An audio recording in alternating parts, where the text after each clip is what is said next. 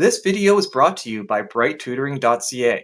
Don't let school get in the way of your education. Book a tutoring session today at brighttutoring.ca. The Fellowship of Guelphissauga continues, with the mayor searching for his car after the student invasion. The wall of zombie phone watchers slowly disappeared this week as the new students settled into their expensive housing or living in their cars.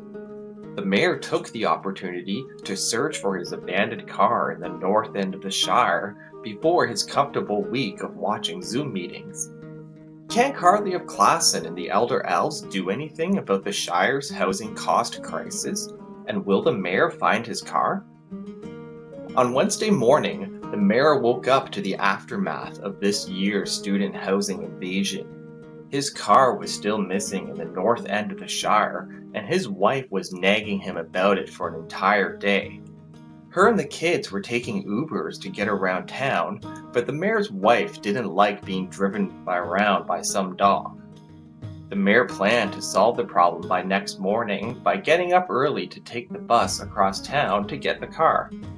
He could add in a drink with his fat cat friends at the university for lunch, and then drive home in time for his evening Zoom meeting. If all went according to plan, the mayor could enjoy the rest of his week with his pajamas as he had originally planned before the student housing invasion. The mayor walked to the nearest bus stop that morning to get to the north end of town with a handful of change. But there was already a group of students waiting at the bus stop, so he stood in line behind them. The group of international students didn't recognize the mayor, so they left him alone until the bus arrived. They all boarded the bus together, and the mayor squished into the aisle seat.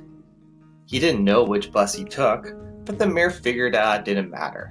He remembered from the last time he took the Shire's bus that they all went downtown or to the university, and those were the places he wanted to go anyways.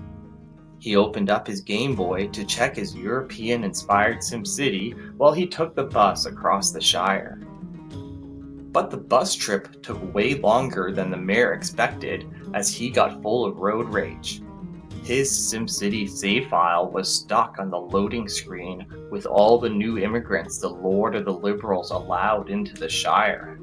The mayor muttered, "We do need a revolution when it comes to parking," at his Game Boy's loading screen. He looked up and noticed the traffic jams happening at every intersection around him. From all the extra drivers in the Shire, the mayor's bus was slowing down until it stopped and idled. While sitting in traffic, the mayor got riled up from road rage. If only there was a way to have less cars, the mayor thought. As he slowly approached his first destination, the mayor skimmed through his emails.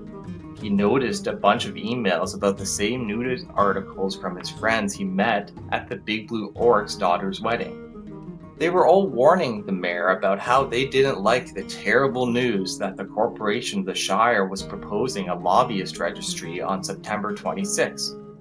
The Shire's Sunshine Listers want to create a municipal lobbyist registry in order to establish accountability and transparency regarding efforts to influence elected officials and municipal staff. Lobbyist registries typically include information such as the name and address of the business, name of the lobbyist, details about the matter at issue, who is to be lobbied, and the length of each lobbying session. They didn't like all that news and wanted the mayor to use his strong mayor powers against it. The mayor reflected on ways to solve these problems for his property developer friends without flexing his strong powers. He pondered for pricing solutions to the housing cost crisis, but he had already committed to the Big Blue Orc's quantity-based solution. He promised the Big Blue Orc that he would complete the 18,000 homes pledge to get extra funds from the creatures of the province. With the Big Blue Orc's promise to make them whole somehow, or else the mayor would be out millions of dollars otherwise. The mayor didn't want to cut residential taxes to cut housing costs directly, so instead he tweeted for a policy change instead of a financial change to deal with the pricing problem. I want to house people, not cars. Why no parking minimums? The mayor road raged on Twitter. The mayor's bus arrived at its destination when he heard Jeff the bus driver yell, "University Center, next stop." He put his phone and Game Boy away and departed the bus to meet his Fat Cat friends at the university's 5th floor. They wined and dined while celebrating a $20.4 million cash bailout from the Lord of the Liberals.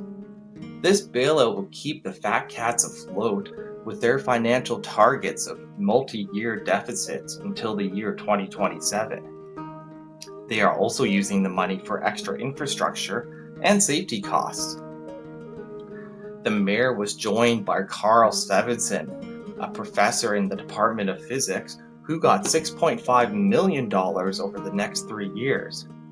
One of his projects, looking at how matter came to be, requires special equipment to look at tiny particles.